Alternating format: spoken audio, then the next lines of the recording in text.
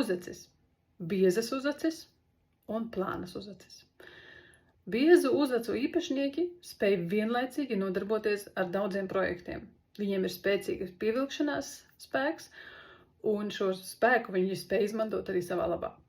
Bet plānu uzacu īpašnieki vislabprātāk koncentrējas uz vienu lietu, dara lietas soli pa solim un vēlās, lai būtu skaidrība un vienkāršība. Uzacu attālums no acīm. Tiem, kam ir uzacis diezgan augstu vai pat šādi paceļās viņas tādu ļoti augstu, ir cilvēki, kuri nestāsta visu pa labi un pa kreisi.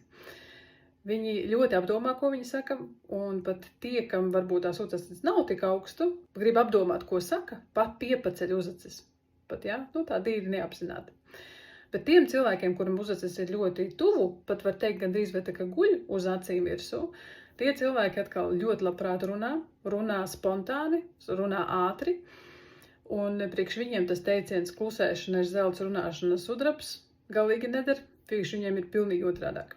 Un tas vidusceļš, zelta vidusceļš ir tieši tad, kad ir ne pārāk augstu, ne pārāk zemu, tā pa vidu, jo šādi cilvēki var ļoti labi arī priekš sevis saprast, kad ir vērts runāt un kad ir vērts paklusēt.